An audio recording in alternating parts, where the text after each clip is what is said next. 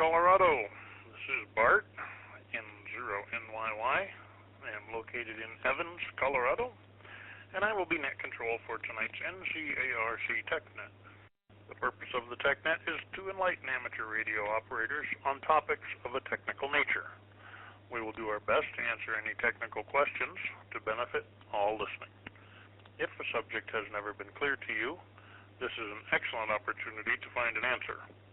If anyone feels they have information that will help regarding that subject or question, please give your call sign, and Net Control will call on you. You're welcome to use just your suffix, too. This net may be interrupted at any time for emergency or priority traffic. If you need to use the system for an emergency during the net, please say break, or just your suffix, or your call sign. We will acknowledge you and suspend the net until you advise that you are clear.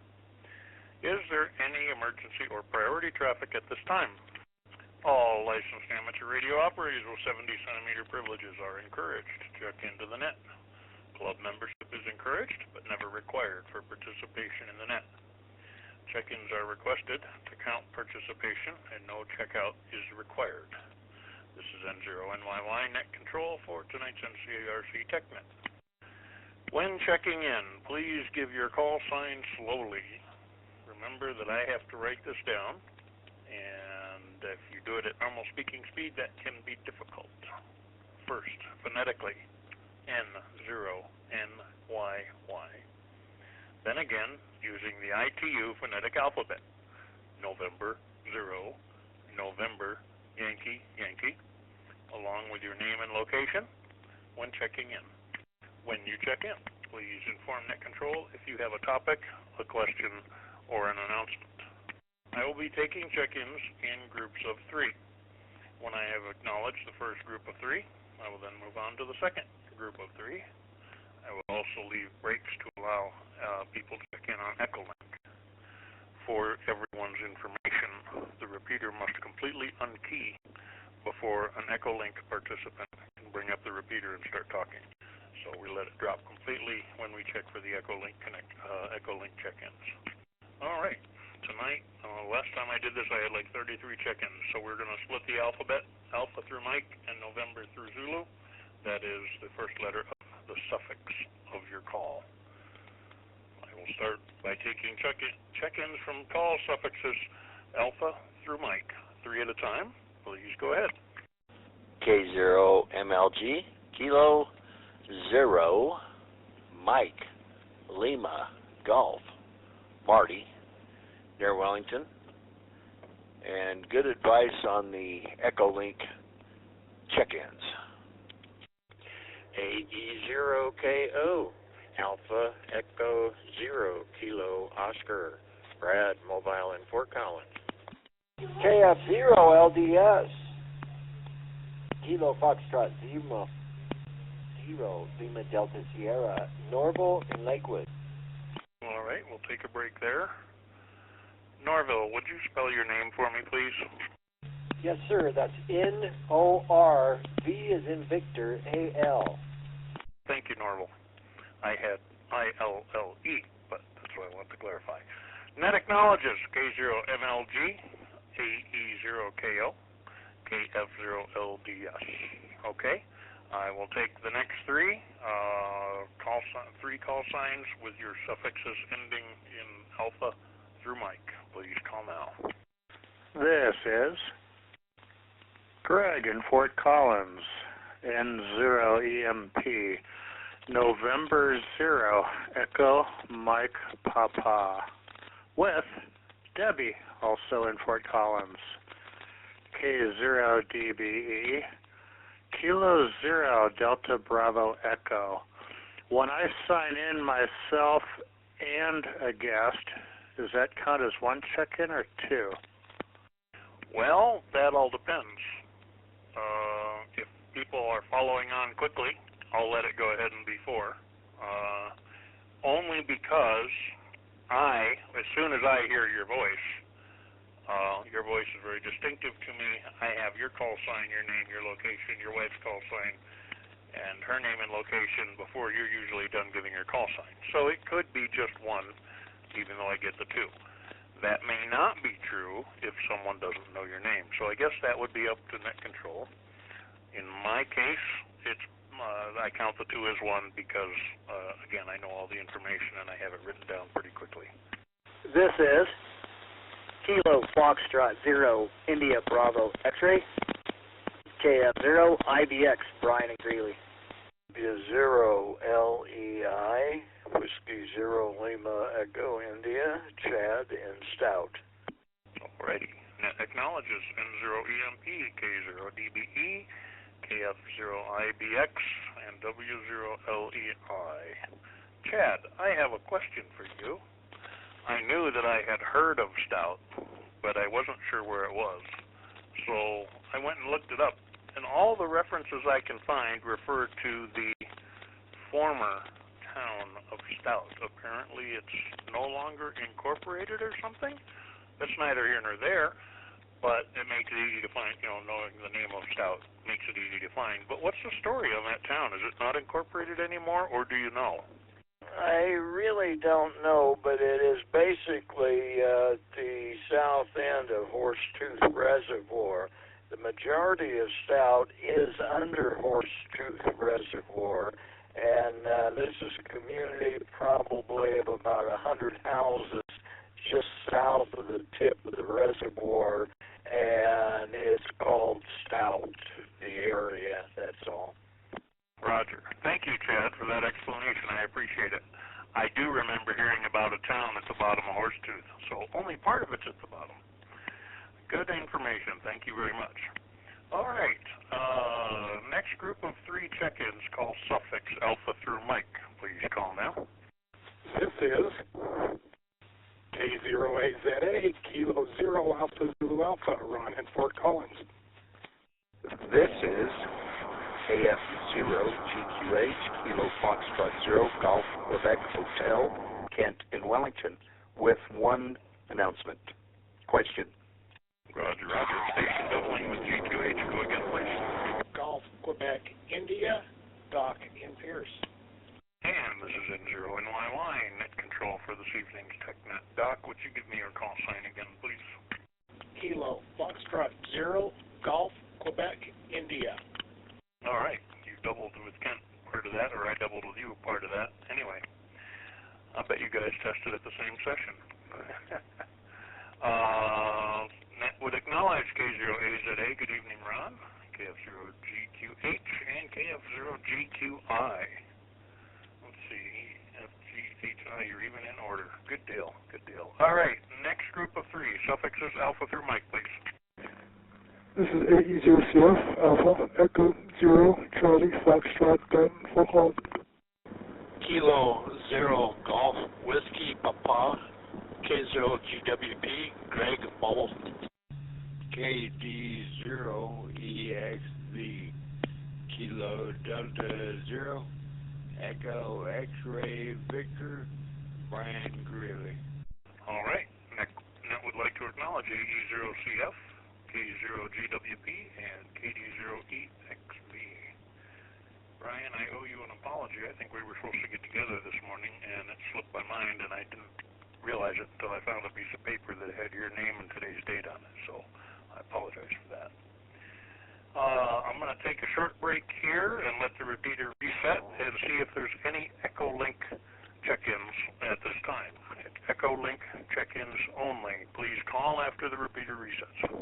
All right, hearing nothing from Echolink, we'll open it up to all call suffixes, and again, try to go with 3 at a time. Would like your call alphabetically, phonetically, your name and location, please. Next check-ins, all suffixes, please call now, 3 at a time. This KB0YDN Kilo Bravo 0 Yankee Delta November with traffic. N0BK November 0 Bravo November Kilo Rick in report. All right. Would acknowledge KB0YDN. I know that's Eric, and I know you're in Pinewood, and I have a note down here that you have traffic. And N0BNK, Rick, good to hear you this evening. Any other check-ins? All suffixes, please call net control now. Be advised, you can always check in later on in the net, but I would request you check in the same way. Alphabetic call sign, phonetic call sign, name and location. Any other stations, please call now.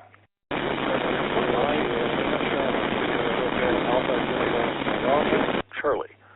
Mark, Loveland with one correction. All right, W2MIC acknowledged. Somebody doubled with Mark. Mark, I have your correction down. Whoever doubled with Mark, go again, please. That might have been us. Are we making the machine? We're on an HT. Roger, you're a little late, but go ahead. November 0, Bravo, stepping into the net for the education. Okay, I believe I copied November 0 Lima Bravo, but you were in and out of the repeater badly. My suggestion would be move around very slowly with your HT and find the point where you hear the repeater the strongest. Freeze at that point and come back again with your call sign and location, please. Let me find a hot spot. That was excellent right there. There's a hot spot. Okay, that's not so good. There. Okay, there we go. November 0 Yankee Bravo, Lincoln Adam Robert and Larry. Denver, Colorado, no traffic, just listening to the net for the education with my wife, Shauna. Net acknowledges N0YB. Thanks for checking in, Larry. Good job on finding the hot spot there. That worked really well. Thank you for the extra effort. Any other check-ins for this evening's TechNet? Again, we will take late check-ins if necessary, but we'll go one more round here to see if anyone else wants to check in. Please call net control now. KD0 YOP Kilo Delta 0 Yankee Oscar Papa, Scott in Fort Collins. W0 RCR 50 Romeo Charlie Romeo, Deep in Pine Reservoir. W0 KJM Whiskey 0 Kilo Juliet Mike Kyle in Fort Collins. All right, we'll break there. That acknowledges KD0 YOP, W0 RCR, and W0 KJM. Good to hear you, Kyle. Glad you could make it tonight. All right. Any more check-ins for the net, please call now. Kilo Echo 0, Sierra Delta Lima, Benjamin in Fort Collins. I copied Benjamin in Fort Collins. Slow down for me. I need your call phonetically, please. Kilo Echo 0, Sierra Delta Lima. KE0SDL. Very good. And thank you. And what was your location again? Fort Collins, sir. Roger. Thank you. Let's see, I did YLP, RCR, KJM, and acknowledge SDL. Well, we'll try it one more time. Any more check-ins for the net? Please call now. KA2AUZ, Kilo Alpha 2, Alpha United Zulu in Milliken. N3FT, November 3, Foxtrot Tango, Tracy in Longmont. W1DAN, Ivan. AUZ, can I get your name and location, please? Say again, I doubled with you. Okay, KA2AUZ, this is N0NYY Net Control. May I have your first name and location, please? My name is Paul, and I'm located in Milliken, KA2AUZ. I know that friendly little town quite well, thank you. And if I didn't already, I acknowledge N3FT Tracy in Longmont. We got Longmont and Milliken, two guys in Pinewood. That's good. Getting some other towns involved in this, and that makes me happy. All right, last call for the moment. Any more check-ins for the net? Please call net control now. This is KF0KYO, Kilo Foxtrot 0, Kilo Yankee Oscar, Trip in Fort Collins. KF0 station in Fort Collins. Please go again. Your audio is very light. I got the KF0 and Fort Collins, and that's all I got. Fill in your suffix and name, please.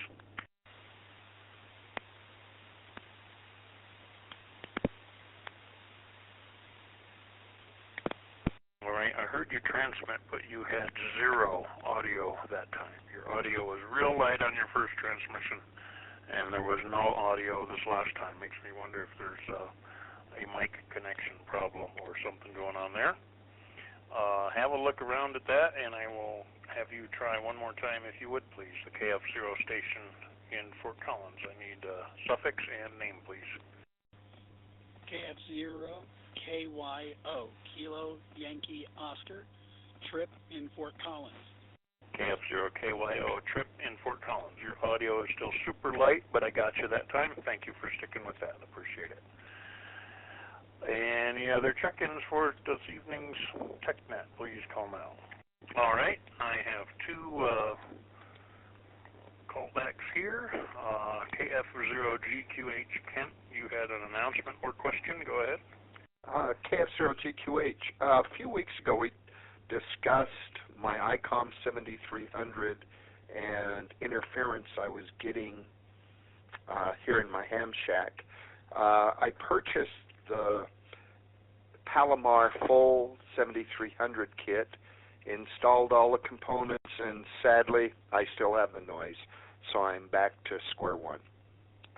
All right, Kent, we're going to come back to that in just a moment. Let me get Mark's correction here. W2MIC, go ahead. W2MIC. In the spirit of TechNet, I want to correct a mistake I made on yesterday's Science or Nature of Radio Net. We were talking about amateur radio and the sun's coronal mass discharges, and I incorrectly said that the coronal mass discharge causes pressure on the low-orbiting satellites and causes them to dip in their orbit to the point that they get into the upper atmosphere, experience drag, fall out of orbit, and burn up. That's not correct. It is true that the sun puts a tiny, tiny amount of pressure on the satellites with the solar wind. But as Terry Bullitt, W0ASP, corrected me, what is actually happening is the energy from the sun is heating up the upper atmosphere.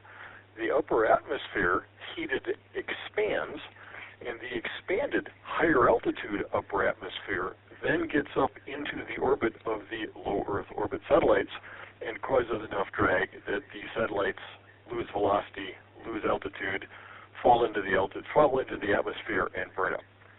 My bad. Back to that. Okay, so the root cause is still the root cause, but the effect is slightly different than you had stated. All right, very good, and I'm sure anyone on the net this evening that was on last night will appreciate that. I missed that net completely last night, but I was pretty sleep deprived. All right, F0GQH Kent. With all of your filters on your 7300, you're still having the interference issue. Can you describe this interference? Is it, I know you have a waterfall display on there. What does it sound like? Just more white noise. It's only on 40 meters. It's about every 26, 27 hertz. 26 or 27 hertz. Be down, that's pretty low. So white noise can come in through your antenna and through filters if it's just a noisy environment. There's a bit of a limit to what you can do with that. The fact that it only occurs on 40 meters is somewhat peculiar to me. Anyone else on the net this evening care to chime in on Kent's interference issue here with the 7300? N0EMP. N0EMP, go ahead, please. N0EMP, I've been engaged in hunting down odd radio signals and noise for over 30 years. And through some painful experience sometimes, I've developed a protocol. First thing is get a 12-volt battery that you can run your radio on. It could be a lawn tractor battery or a larger deep cycle lead acid or lithium iron phosphate, whatever you like. But get a battery that will run your 7300. And then turn off, after you've shut off computers and Dish Network or Comcast DVRs and other sensitive things, turn off your main circuit breaker to your entire house and see if that has killed the noise. If it has not, if it has, turn the main breaker back on and start turning off individual circuit breakers to isolate the source. If the source is not on your property, stick the radio in your vehicle and get, in your case, a 40-meter ham stick and start slowly driving around the neighborhood. Don't jump in your car and take off down the road and go a block away. Start very slowly on your street and expand out from there to find the source of the noise. N0 EMP. KF0GQH, thank you, sir. I will do that. Mike Echo. All right, stand by one. And Greg, after you turned off the main breaker and that did not solve the problem, I got the if it does, what to do with the breakers. I want to make a note of this. And if not, then you're going to use a ham stick or similar antenna of the appropriate band and start driving away from your house very slowly, looking for changes in the noise. Is that correct? I missed part of that. That's the basic rule. In my case, I have various software-defined radios, like here at the house and a mile away, and up on Rattlesnake Ranch 12 miles away. So I will take a quick look there to see if they see the same noise, especially if it's a narrowband signal. I will try to localize it that way real quick because I'm set up to, but most people aren't. I also have various directional antennas for HF through microwave, so depending on where the noise is, I might try to get an idea of a line of bearing. But for just the general ham with the general kind of equipment on hand, the very first thing before you even leave your house is get the radio on a battery and shut the main breaker off after you've turned off the things that don't like that sort of stuff, like computers and DVRs. Shut the power off to your house and make sure it's not you. And quite often it is me. It's something in my house that is creating a noise source. So eliminate that first before you spend any effort doing anything else. Let me reset this. So most noise is within a half a mile, give or take, of you. So make sure it's not you. And then once you're sure it's not you, it's probably your neighbor one house up or down from you. So you go mobile, but you do it very slowly. Or if you have a handheld that receives the band, you can go pedestrian mobile and check the immediate neighborhood. And if that doesn't do it, then you go full mobile. And with SDRs and GPS receivers and software, you can make nice plots and things. When I drive, I like to focus on my driving and not looking at a laptop screen or a radio. So I've come up with ways to drive around without looking at the radio and then review the results later, but that's a different topic. N0 EMP. Very good. Thank you, Greg. I really think you need to write a book. Or I'll pick your brain for the next year and I'll write the book. But I'd rather you did it. Somebody else jumped in after Greg, and I did not get the call sign, but I know you've been waiting. Thank you for your patience. Please call again. Kilo Echo 0, Mike Echo. Mike Echo, go ahead. KE0ME, Kilo Echo 0, Mike Echo, Dick in Loveland. And just a note, I happen to have a spare battery, so like a tractor battery. So if Kent needs to borrow it, I would be more than happy to loan it to him so he doesn't have to go buy a 12-volt battery if he doesn't have one. Very kind of you. Thank you, Dick. I lost it. G2H, Kent. There you are. Okay, I was looking for your name. Are you good to go on the answer to your question? Do you need any further detail on any of that? I'm good to go on the question, and as far as the battery goes, I need to buy one anyway, so I might as well splurge and do it.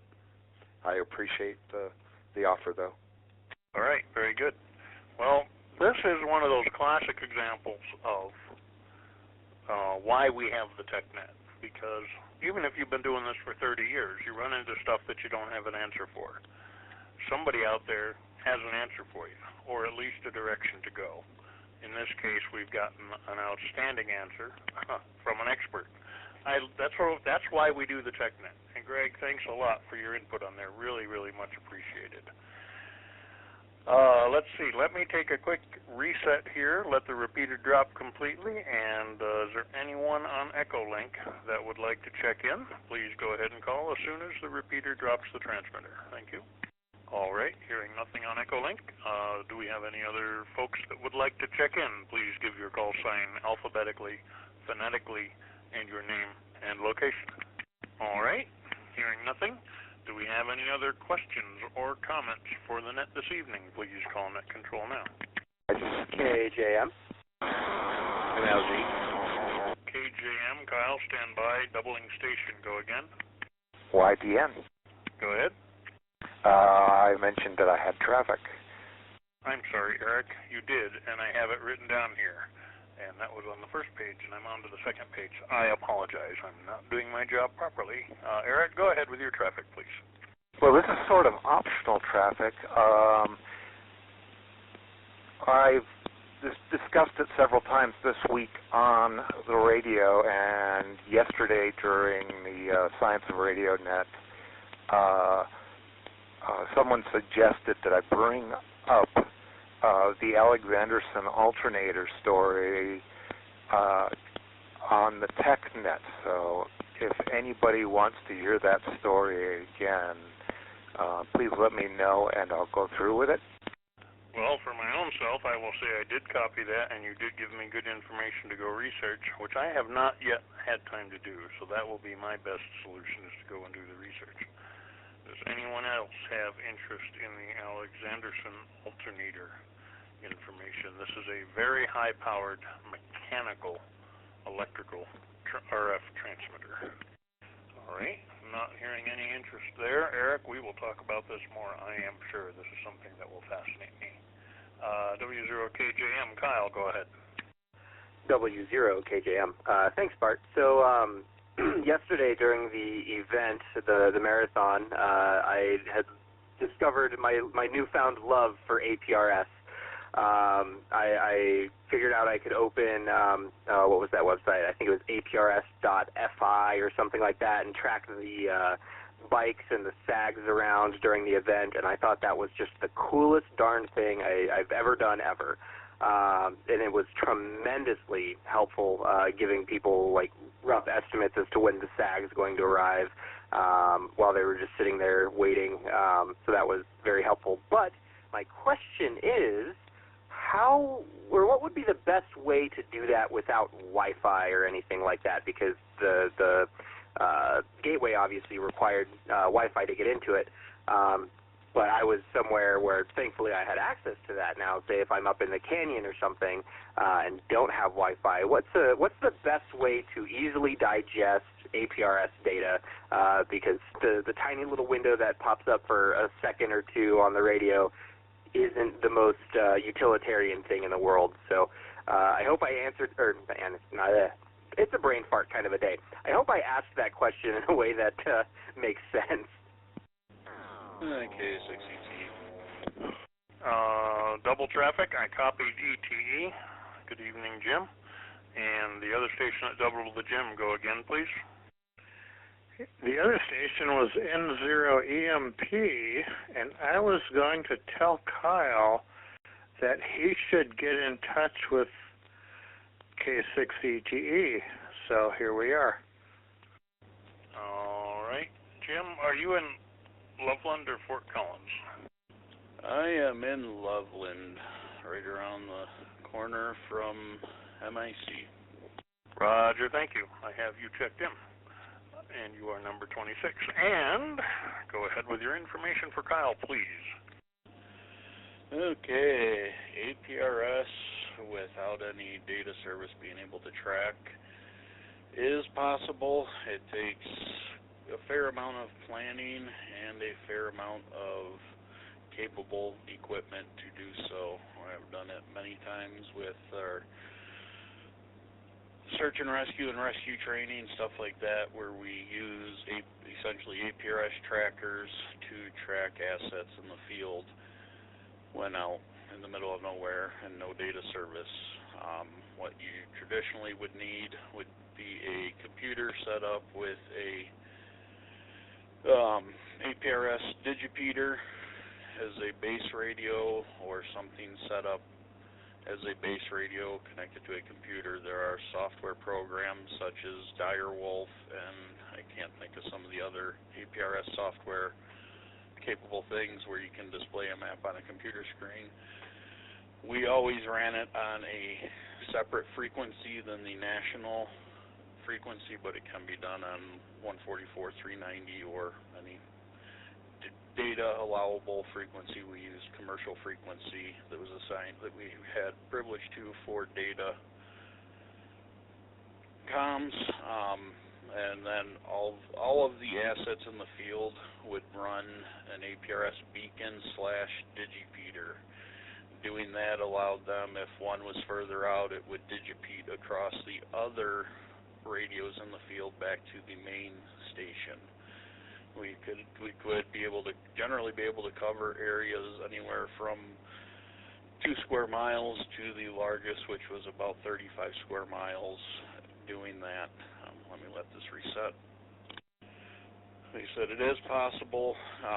We have done it in the past. I would say if it's something you want to look into getting a small digipeater, and some of the software I can look it up for you and let you know on that. But like Direwolf and some other stuff you can run in the background and display a map on a computer and watch it that way, and then it doesn't disappear from the screen on your radio. If it's something you're interested in, I would just get a small digipeater, start doing it on 1 or 2 radios in a small area to get familiar with it, and then work your way from that to do it for a large-scale event like the marathon. It is possible, but it does take extra planning and extra equipment to make it successful. I give you any information on it? Yeah, that sets me up for success. I'm gonna do a lot of research into this and really get going on that, because I just think it's the coolest darn thing. Is your email good on QRZ? I might be sending you a few emails and asking you a few questions, if that's all right with you. Yes, my email is good on QRZ, and it's all just jim@ka6ete.com. So it's fairly easy to remember. Is my name and my call sign. But yeah, do that. Feel free to send me some emails. And another small kind of announcement for APRS, since we're on the subject.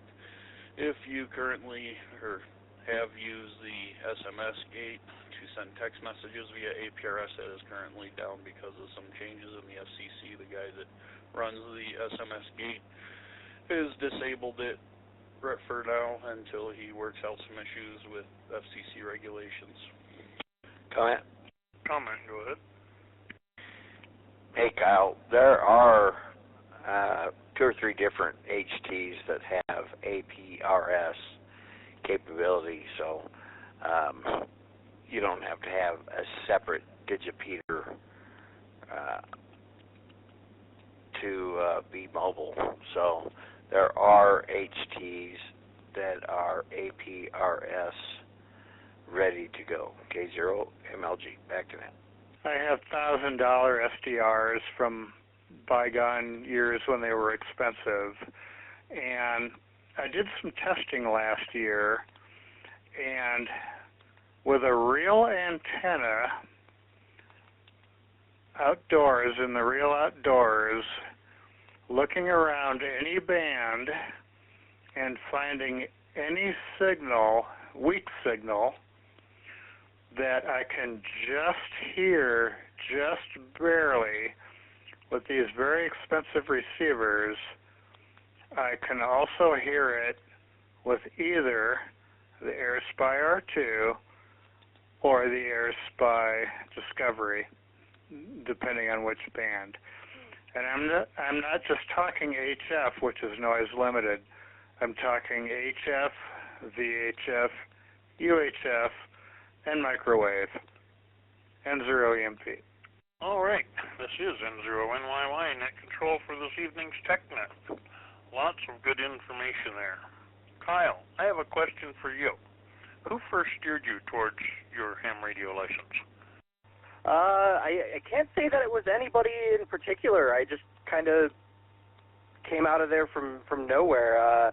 Oh, actually, you know what? No, I remember there was a YouTube channel that I was watching called Mojave Repeater, and they were talking. They had a video on like how to get your ham license and how to get your GMRF license and all that.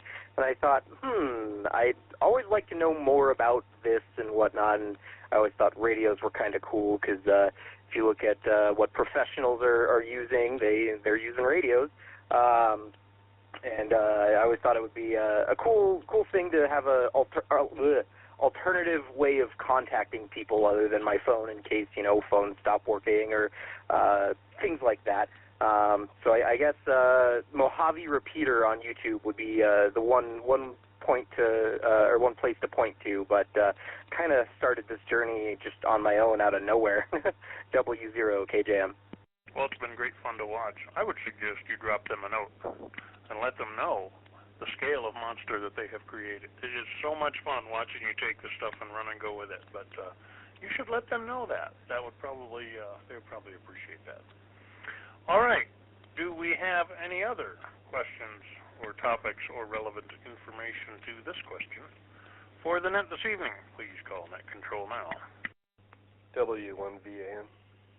W1VAN, go ahead.